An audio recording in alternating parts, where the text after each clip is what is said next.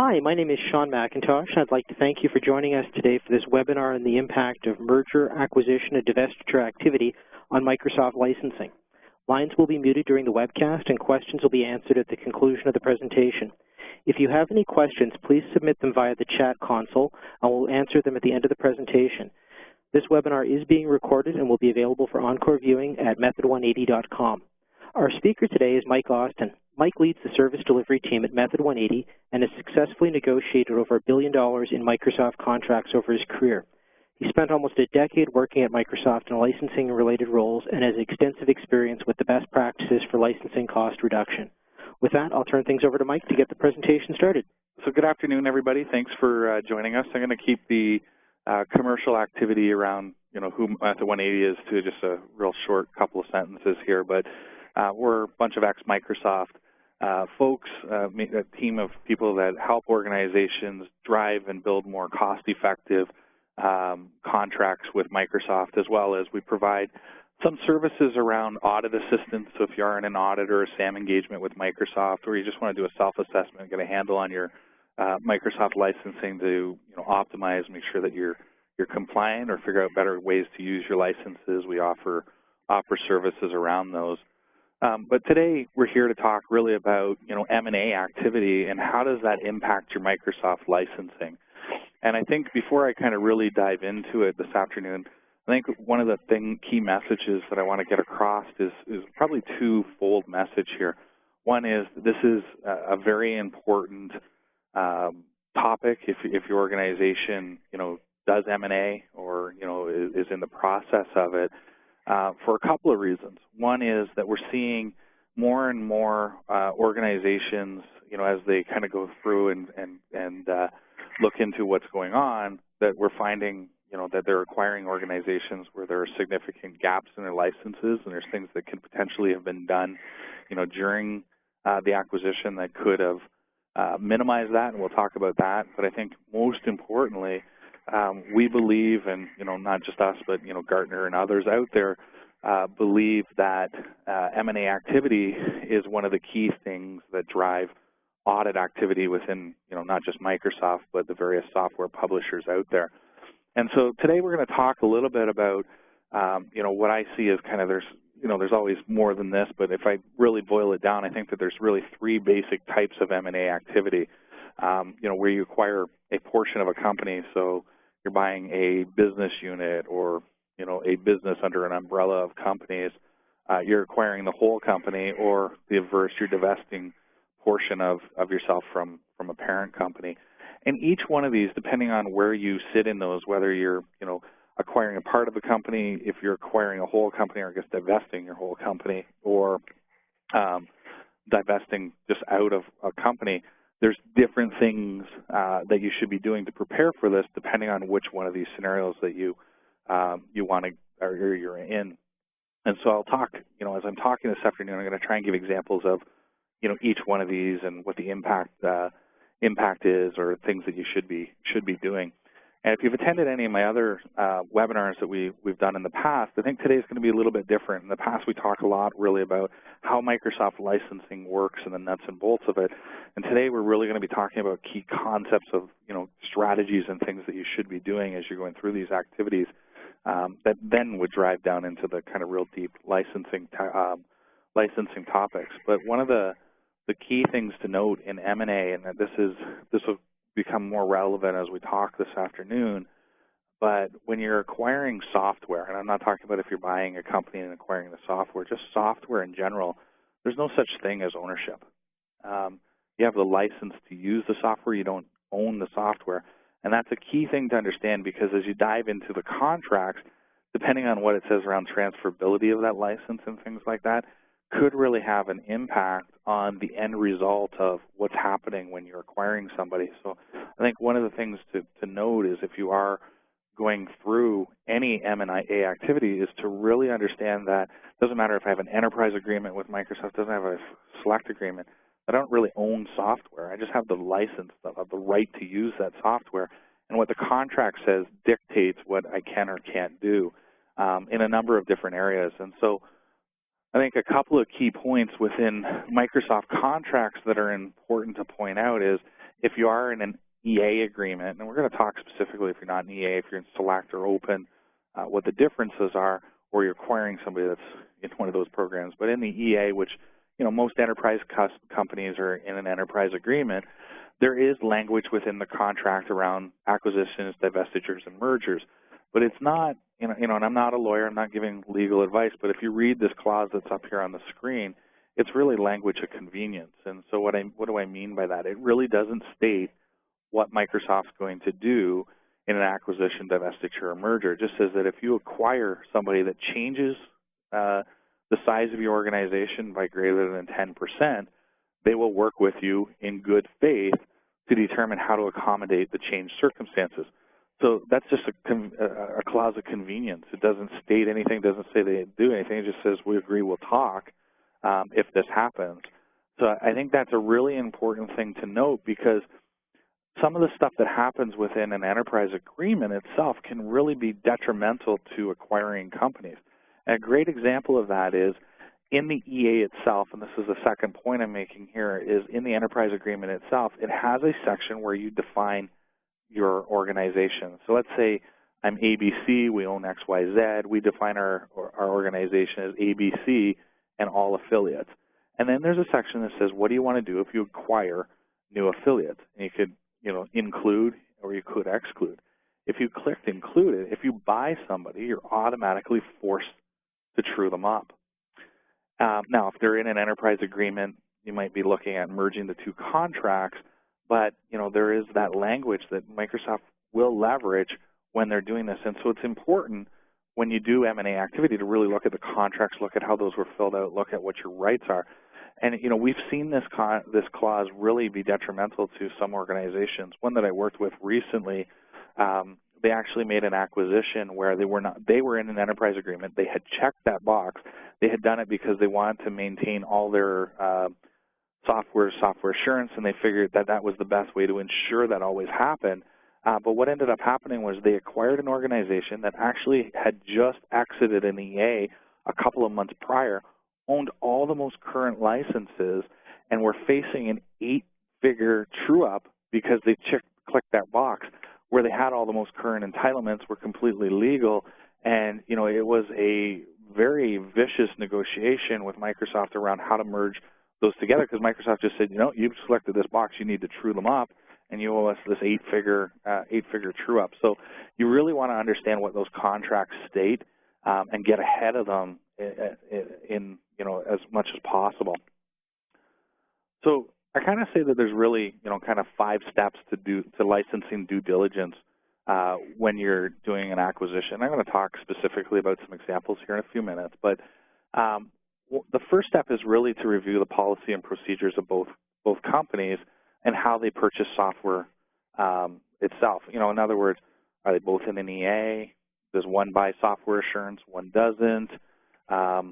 You also want to understand how they track deployment, how they do usage stats, and things like that. So the first step when you're doing due diligence, and a lot of times the unfortunate thing is when you're doing M&A activity, the way it works, company A acquires company B, there's a period where A and B can't talk, so you can't do this typically until after close of transaction. So you really want to be doing this very quickly after the transaction to get a handle on what's going on. But you really want to understand, what the philosophies are. If the acquiring company doesn't purchase software assurance and the acquire companies on an EA where they have software assurance, what's the long-term impact? So you really want to look at what makes sense, what's going to happen there. You'll definitely want to use a software tool to review deployments. And I'm going to talk here about this one for a second. Most organizations have tools, whether it's System Center, Altiris, Tivoli. There's all kinds of tools out there that'll do asset management or whatnot. But when you look at a scenario where you're acquiring a company and you want to check and see if they're compliant, you obviously want to go out and sniff the network, figure out what they have out there, and create a licensed position. But if you're divesting a portion of your company or purchasing a portion of a company, this becomes even more important because you want to do a review to understand what assets you're purchasing. So we worked with a large organization that had divested off a big business unit. I think there were about 30,000 people, if I remember correctly, and they were basically splitting in two. But, you know, the old company, people were intermingled in the same buildings, on the same floor, and, you know, when they came in the day after the transition, some worked for Company A, some worked for Company B, and they really needed to understand what was on everybody's PCs so they could do appropriate license transfers. And so you may have to get as granular in these things if you want to do license transfers correctly as to understand what is deployed PC by PC in the organization. And that can be, you know, a very daunting task. It's not necessarily a simple thing to do. So you want to make sure as quick as possible you're getting in, you're actually doing a really good inventory. And I would suggest doing an inventory the way that Microsoft does an audit so that it stands up if they do happen to audit you, because again, we believe this will happen. I actually have a recent acquisition that was announced last week with one of our clients, and they came and said, okay, what do we need to know? And I kind of gave them, you know, a few pointers. But the one thing I said is you guys really should do a self-assessment now, because here's what's going to happen. The acquisition's probably not going to close for a year. And so this organization is in, we'll call it Central North, and the acquiring company is in the Ohio Valley. And so basically what's going to end up happening is you've got two account teams at Microsoft. And so it doesn't matter what either organization has. So let's just assume they both have an EA. The account team in the Central North District, you know, is getting revenue. The account team in Ohio Valley is getting revenue. One of them is going to lose the revenue, and one of them is going to gain. And there's going to be an internal battle that happens within Microsoft over how does that revenue move from region to region. And it's not something that you as a customer really cares about or has value, but this is the psyche that goes through these account reps. But if I'm the company if I'm the account manager on the company that got acquired, I have nothing to lose. I might as well audit you, because if I know that I'm going to lose you as a customer next year, why do I care about you as from a satisfaction perspective? I'll audit you, because then if there's any revenue that's found, I can grab that revenue before I lose you as an account to, you know, the acquiring company. So it really is important to get ahead of these deployments and to really take a look at what's going on, what's on those PCs, and then what we, you know, in the point 3 here, when I say is, you know, create a license position for both organizations. And so if you can, you know, sometimes you can't do this, but at least create a license position for yourself if you're divesting out, or the company that you're acquiring, so that you can see where they stand. Once you understand that, you're going to have to deal with license transfers. I'm going to talk about that in more detail here in a little bit. But you want to understand the licenses that need to be transferred. You want to make sure that officially happens. I worked with one client a couple of years ago where they thought they had 5,000 licenses of Office and a bunch of other products transferred to them. It never officially happened. And then when Microsoft SAM'd them, they were offside by 5,000 licenses, and it was a really hard process for them to go back and get them from the company that they were divested out of, you know, 3 or 4 years earlier. So you really want to make sure that's documented properly. And then, you know, obviously use both companies' software inventories as a baseline to manage once the M&A activity is complete. And I got a suggestion here in a little bit that becomes really important for. I think that it's important at this point to talk about, you know, the different types of licenses that you can acquire. And so and we're talking specifically Microsoft here, and each one of these have different transfer rules. And that's why I was kind of mentioning that, you know, depending on what you're buying, you know, that you don't really own software, you just have the license right. But, you know, I can purchase OEM licenses, or the assets that the OEM licenses come with. The best example there is your desktop and the Windows OS. If you purchase the desktops, the OEM licenses was part of that acquisition of the desktop, so that just sort of comes with you. But it's important to know that, because in an audit now we're seeing more and more Microsoft's asking for proof of OEM purchases. Well, if you buy a whole company, that might be easy to get. If you buy just the divested, how do you document that you bought those Dell PCs or whatnot with those OEM licenses? So it's important to put some thought into that. Full package product, believe it or not, some people still purchase, you know, go to Best Buy and buy a copy of Office or whatnot. It's, you know, not all that common nowadays, but you could buy full package product. If you're buying and acquiring full package product, you need to have the box and the certificate of authenticity to prove you have a license and have that stored somewhere. So it's not a real big issue in volume, like in enterprise customers, is something to be cognizant of, especially if you're buying a smaller organization. We worked with one, sizable company, but they bought a 50-person shop where they had bought the vast majority of their licenses as a full package product, and they had no way to prove it. And so then they were left on the hook rebuying licenses that the company they acquired had said they had. So they just want to, kind of put that on a checklist and note that. The third one is what I call non-contractual volume licenses. So this is open license. And what I mean by non-contractual, select an enterprise, I sign a contract with Microsoft. Open licenses, I just make a purchase, and then I'm subject to the terms and conditions that Microsoft puts around that program. And so the non-contractual ones are usually very simple because they have transferability included in them when you're acquired, and so those can just go, we just acquire those. But in those circumstances where you're only acquiring a portion of the company, there's a process that you need to go through to transfer those licenses. So again, you want to understand what's the program, can I transfer them, what's the process to transfer those, and then you get into your contractual ones like Select and MPSA and EA, and we showed the EA language where they'll work with you in good faith, but if you're buying the whole company, do you just assume the EA? Most likely. If you're buying a portion of it, how do you transfer those licenses out, leveraging that clause? And then the other piece that's becoming more and more important today is what I'll say is lease software. And lease software, most people when you say this to them are thinking, oh, I'll lease my hardware, you mean like that? No, I'm talking subscriptions. And, this is Office 365. And more things like Azure and things like that, because those have different rights associated with them. Even on the contractual side, Microsoft says software assurance is not transferable. So let's talk an example here. I got a Select agreement. I didn't want to do any EA. I bought Select. I prepaid for 3 years of SA.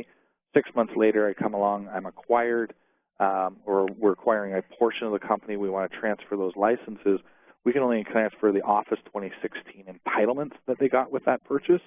We can't transfer the 2.5 years of SA that's left. So if Microsoft releases a new version of Office, that SA is kind of defunct. And so you really want to think through that, because that may be a negotiation point with Microsoft that, hey, Microsoft, you've already received that revenue. We want to bring those into our contract and get credit for that and things like that. But that they say they can't transfer it. It states right in their contracts you cannot transfer software assurance. And so, you have to think through that. And in what I'll talk about later is the negotiation with Microsoft. And so there's really, all these scenarios that have different options available to them. Office 365 brings all kinds of complications in M&A activity. And here's a great example. Our email is in the Office 365 cloud.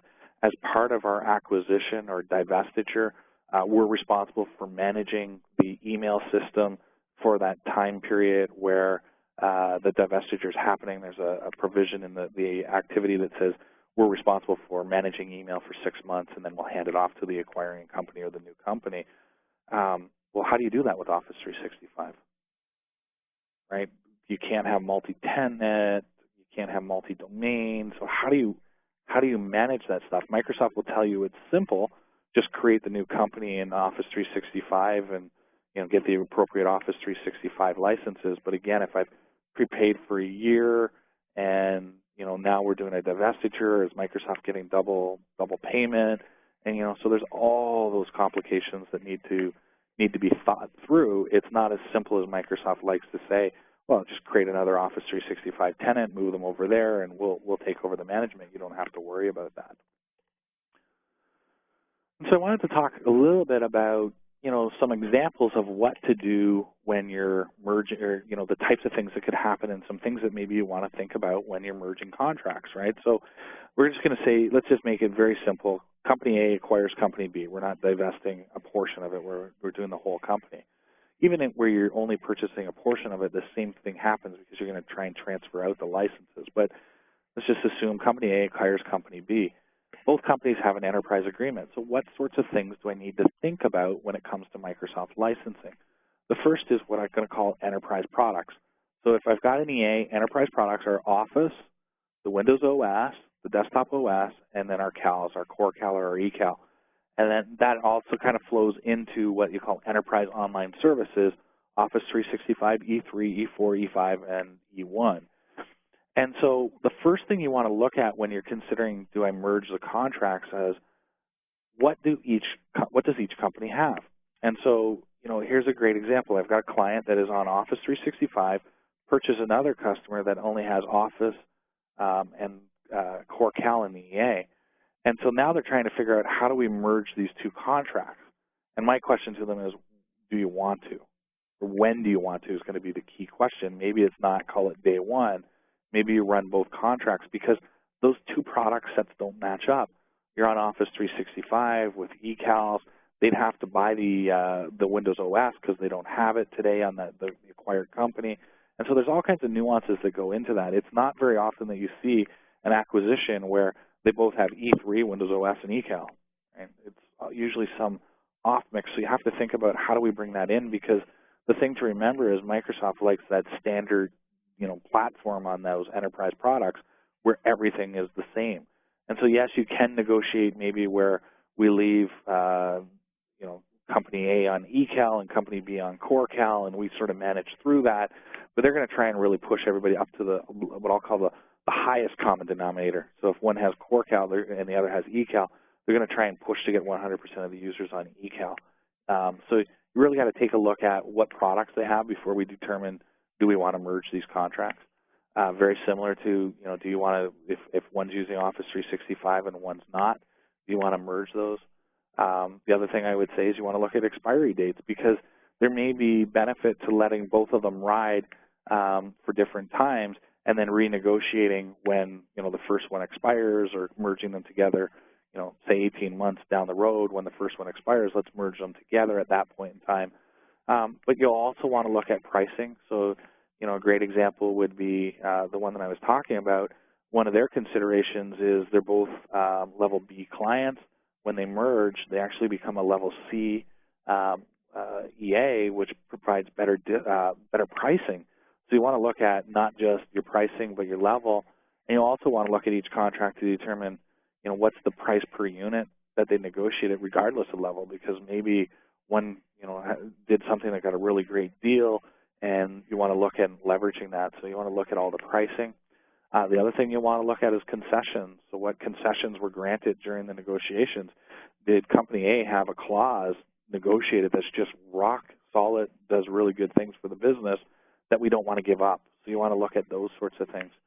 And I did put additional products in here, so those are all the other things. So when you get outside of those three desktop products in the Office 365, your Windows, your SQL servers, and stuff like that, there are some considerations, particularly if they have some of the other enrollments, like a server and cloud enrollment, that may have an impact on what you do, particularly back to that box, did we check include new affiliates when acquired? But you really, additional products probably are the last of your concerns other than pricing, because those are up to you to determine how many you put in the EA. It's not going to force us to, go from Core Cal to eCal and things like that, but there still is consideration that needs to be put in there. So what happens in the scenario where client A or Company A has an EA and they acquire Company B that has just a select agreement? So again, you're going to look at certain things to determine, do we want to put these on? Is there software assurance on that select agreement? Do they not buy it? Are they running older technology with older licenses? Maybe they own, like that example that I used earlier where they were on just a select program, but they own, I think it was Office 2013 back then, and that was the most current in market, so really truing them up was just an expense that they didn't need because they had the most current Office licenses. So you really want to look at, what product they have, what level or version, they're at on that, and what's their upgrade cycle, or what you're planning to do when you merge. Because let's say you buy somebody that's running Office 2010, you're on 2016, how quickly you're going to bring them up to 2016 will determine whether you want to bring them into the EA or not. So you really want to look through, model those things, and determine what's the best way to do that. And then what I call ad hoc is a scenario where maybe one has open, one has select, or they both have select. And really in those cases, what you want to do is, create that baseline ELP to look at, do they have enough licenses, do they not, do they have access licenses that we can create a pool to draw down from in the future and things like that. So, there's all kinds of different scenarios and all kinds of nuances that go into these things. And people ask me all the time, Mike, we're acquiring a company, what do we do?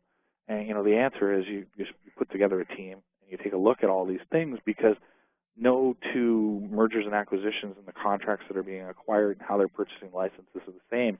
You got to look at it case by case to figure out what they have and what's the best way to bring those into what you do as an organization in order to figure out what makes the most sense here. So here's some things to think through when you're acquiring another company. One of my clients actually does a fair bit of M&A activity, and what they do is when they acquire companies, now they tend to acquire smaller organizations, $50 million, $100 million in revenue, so we're not talking big, multinational billion-dollar organizations here. But one of the things that they do is they negotiate an escrow clause into the purchase. So, we agree to buy you for $50 million, but we're going to set aside $5 million, and then we're going to run self-assessments. And if we find that you're non-compliant, that's coming off the purchase price because we've got to buy licenses. And so that's a really good thing to do. I don't know if anybody on the call is in a position to influence that over who's buying, but we've seen that save them a few $1 million in 2 acquisitions that they've done recently, where they've created an escrow for unlicensed software. We've gone in once they've acquired the companies, taken a look at their licenses and kind of said, yep, they're compliant, or no, they're not, and here's how much you have to buy, and they deduct it out of there. Like I said, as soon as you're able to perform, do that self-assessment of the acquired company. I say as soon as it's able, because as much as we would love to be able to do this beforehand, a lot of the times, you're forbidden by law to even do those sorts of things, so you got to wait until, call it day one. But once you get in there, start these things right away, because again, it's a good probability that Microsoft's going to come knocking. I have one client, they've done 2 acquisitions in the last 6 months, and both account teams of the acquired companies initiated SAM engagements within 4 weeks of close on both of those deals. So they made two acquisitions and got 2 audits right within 4 weeks of doing that. So, you want to do these self-assessments to get ahead of it. I always say validate the licenses where it's transferable, right? So check and see, because if you buy an EA subscription agreement, you may not be able to transfer that at all. What happens with that software assurance? So you really want to understand that. If they were incorrectly licensed because you've done a baseline, make sure that if you're acquiring, that they were responsible for any shortfalls, that they either buy you licenses or transfer you more, particularly in a case where you're only purchasing a portion of the organization, they're transferring the licenses for that. Doing a self-assessment is so important right away, because you can take a look and go, well, geez, you said that you're giving us 2,000 Office licenses, but we found that there's 2,400 installed. We need another 400, or you need to either transfer 2,400 or buy 400 for us to do that.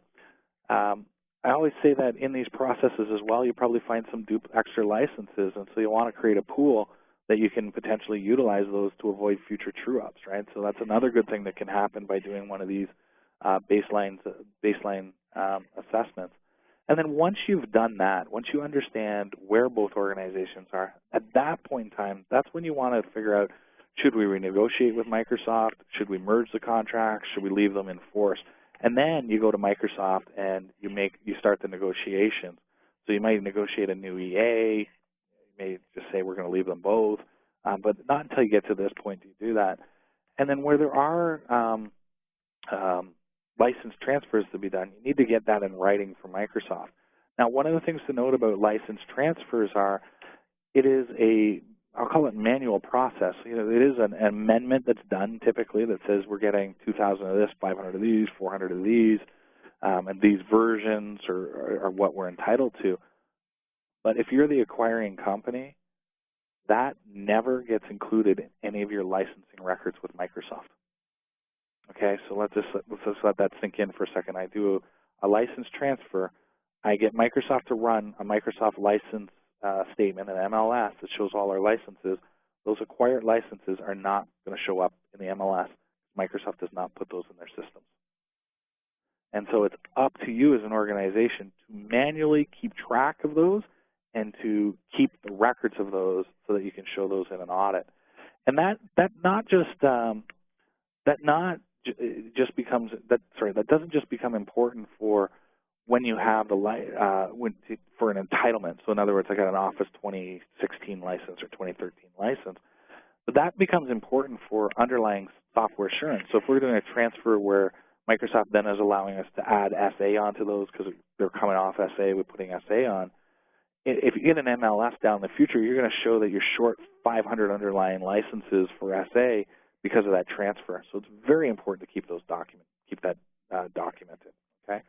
And the other thing that I always say is, think through, do you require any amendments from Microsoft? And, a great example of this quite often is in M&A activity, company 1 has data center, company 2 has data center. We're going to merge those 2 data centers together.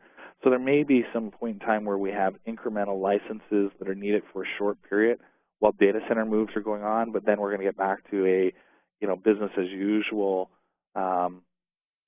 case. So a lot of organizations will try and go to Microsoft and negotiate periods where they may have more licenses that are needed as they're doing transfers and things like that.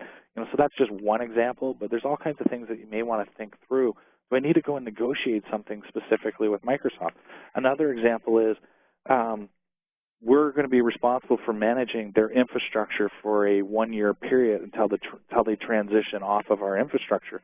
Well, if you look at Microsoft's enterprise agreement, it says there's no commercial hosting.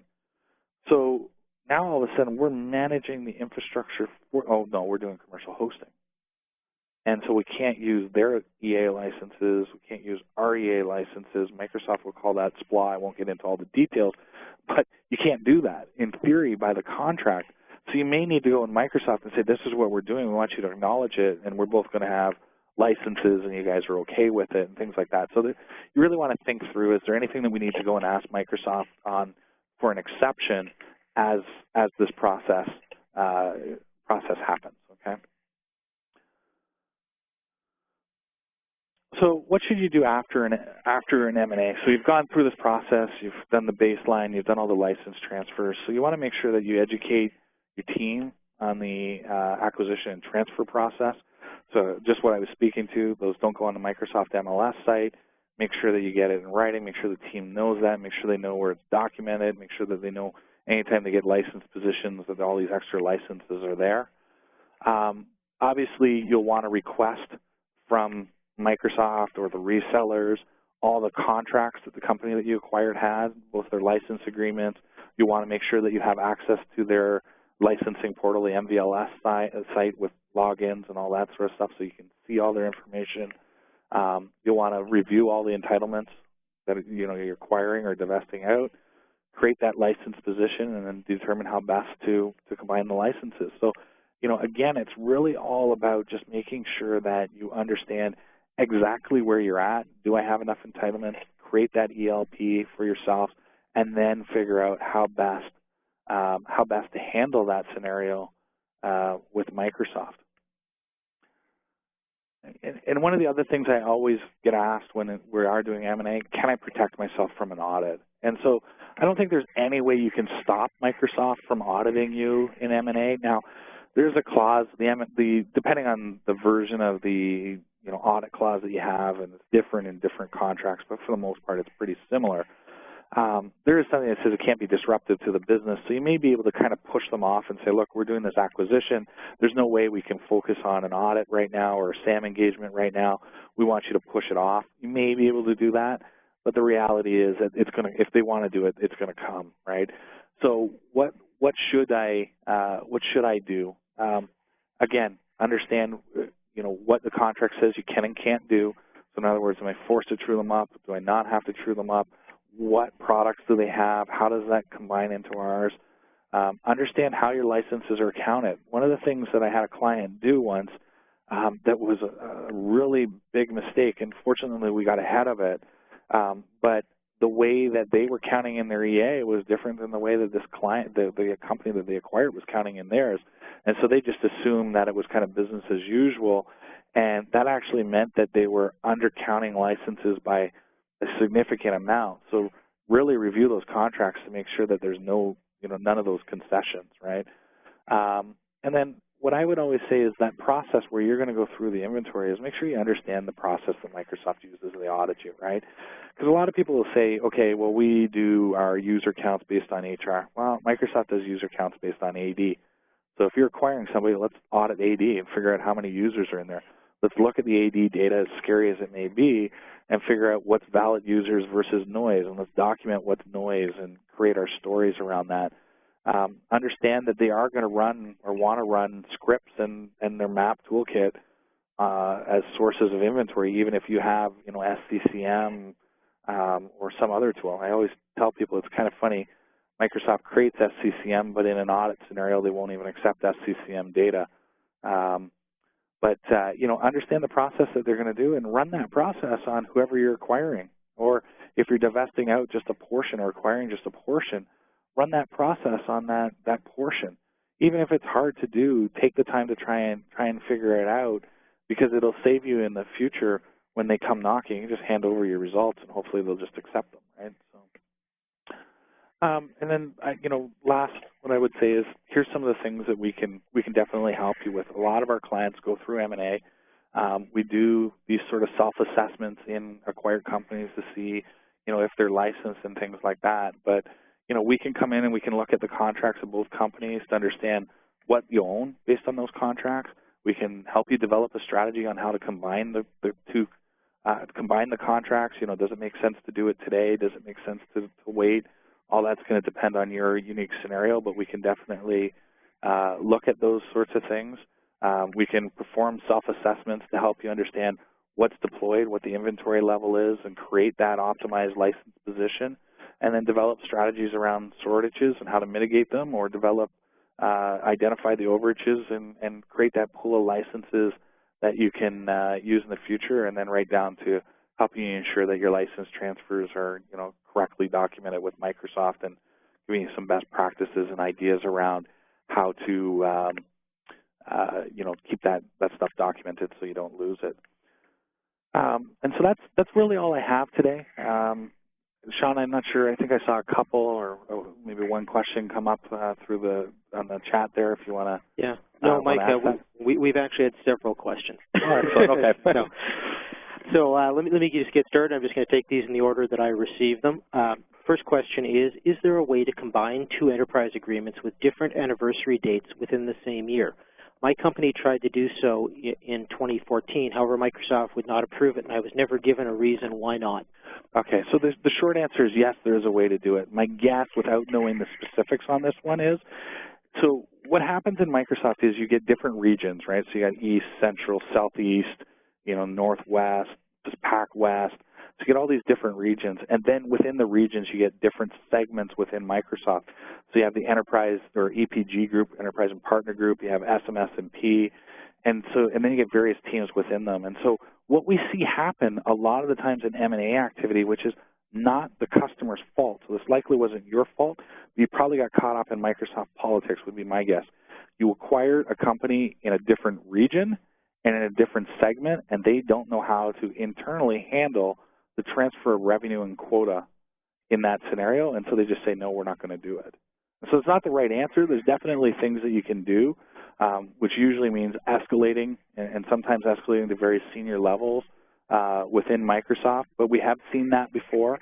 We've been successful getting around it, and sometimes you can't get around it, but I think probably what happened there, if I was to bet, would be that different regions, different segments, and internally Microsoft doesn't know how to manage the quota transfers, and you just kind of got stuck in, unfortunately, Microsoft politics.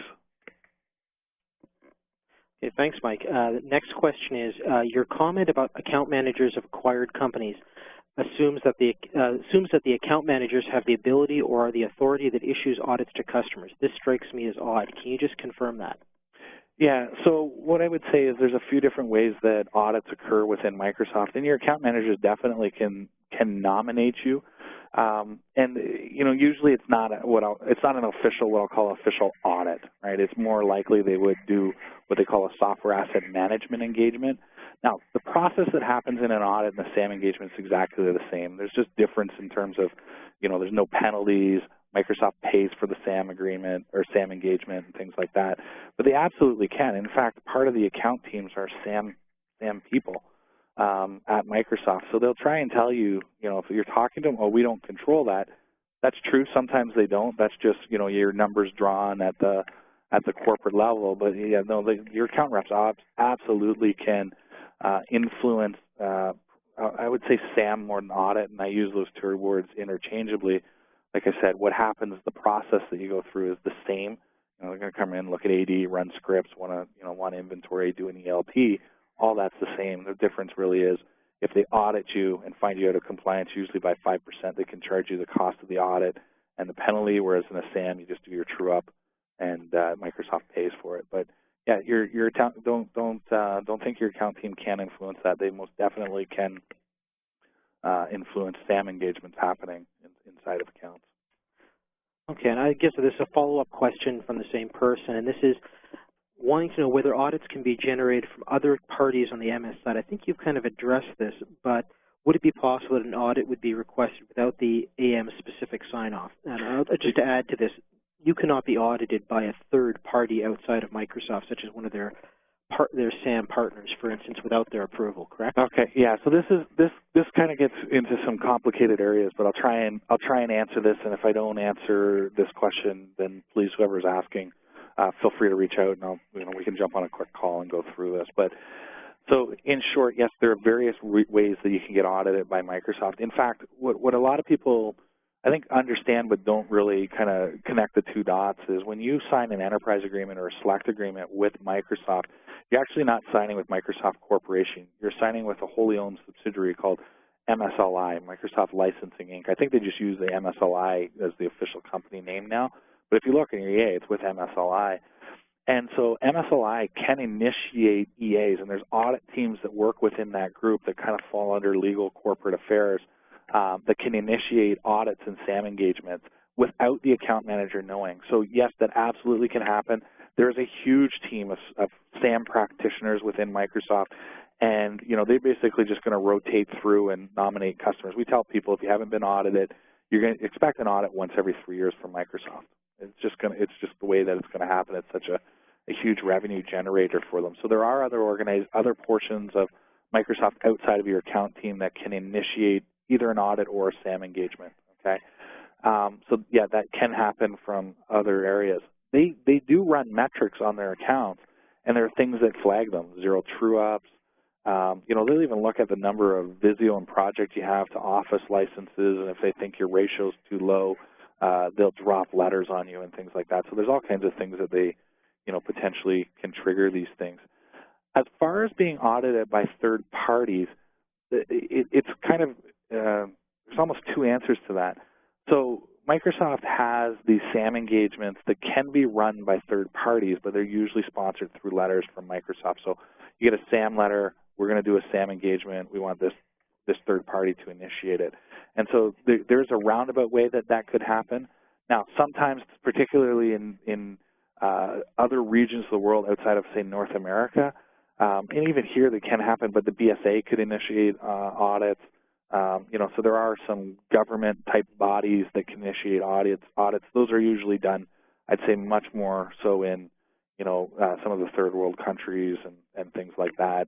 But there are some times where those types of organizations can initiate audits, but most of them, the ones that I see, 90% are initiated from somewhere within Microsoft. Okay, great, Mike. I've got another question here. This one's more of a licensing question, but it's one of my agreements. The global agreement covers 4 regions, in this case Canada, South Africa, the UK, and Australia. And I'm not sure if this was acquired via acquisition, but can Office 365 be set up so that all regions have access to a single tenant under one agreement? Currently, Microsoft has been unable to answer this question. So I think the challenge really becomes you need to have subdomains and things like that or not. From what I understand is that if you set up in that case, wherever you set up the main tenant, everybody has to come. So let's just say you set up in a data center in Canada. Your Australian and South American or South African, affiliates would have to come into the Canadian data center to get at it. And so that becomes some of the challenge. Microsoft realizes that that's an issue for privacy, all kinds of different reasons, as well as bandwidth and things like that. So the short answer is I believe they can do it with a single tenant. The challenge becomes, they may all have to come into the same data center, which may cause some issues, but I do believe that you can do it. The question is, technically, is it feasible? Okay, great. And I guess we've got one last question, unless someone else has one they want to quickly get in, which is, if we acquire an organization that's being audited, does the audit transfer to us? So the short answer is most likely, unfortunately, yes. And so, that audit process is going to go through because Microsoft has initiated it. Sometimes, depending on who's acquiring and what's going on in there, you may be able to delay it. But I always say in those cases, if you're acquiring somebody that's being audited, that might be in your best interest anyways, because you'll know if they're compliant coming in, and maybe you can get some remedies done if they aren't. But the unfortunate thing is, most likely, yes, they're going to have to continue through that audit process. They may be able to delay it somewhat, but again, once those things are started, Microsoft wants close off on them. I mean, I'll finish with a story, because I always find, when you hear things, you kind of go, wow, okay, maybe I don't feel so bad, or geez, it's not just me, right? So we have a client that's been in an audit for quite some time with Microsoft, and the reason that it's hanging out there is they have a bunch of overseas affiliates that are very, very tiny. And so Microsoft came in and they did an audit, but these overseas affiliates aren't on the WAN, they're not on the network at all. So when they scanned, they couldn't see them. They know they're out there. There's some AD information, but they can't scan them because they don't have access to them. And so what Microsoft did was they kind of created an extrapolation. So they said, well, geez, we couldn't inventory 40% of your desktops that were in AD and 50% of your servers that were in AD. So we're just going to take everything that you have and extrapolate out with this extrapolation factor and kind of figure those out. Well, that didn't make sense because, these were small divisions. They didn't have SQL Enterprise. Microsoft was claiming all these shortfalls of SQL Enterprise and things like this based on this extrapolation factor.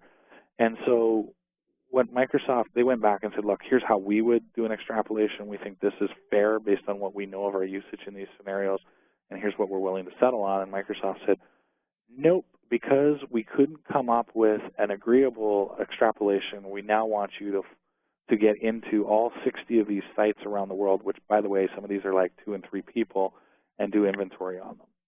And so once this process happens, if it doesn't close the way Microsoft wants, which is usually, in this case, my thing, what I told the client was, the amount of revenue they're forecasting and they want from you is just not coming through, and unfortunately they're going to continue this process. And so, what ends up happening is if they can't close off to the satisfaction of what they want, they'll just keep going. And it's unfortunate, but that does happen.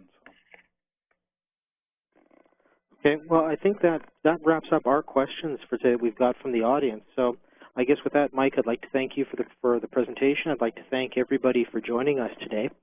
The last thing I'll just close with is the presentation, as I mentioned earlier, is being recorded, and we'll have this up on method180.com in the blog section within a few days. I'll also send out an email to all the folks who attended just with a link so you can find it easily for repeat viewing. Well, thank you, everybody. Have a great afternoon. Thank you. Have a great day. Bye.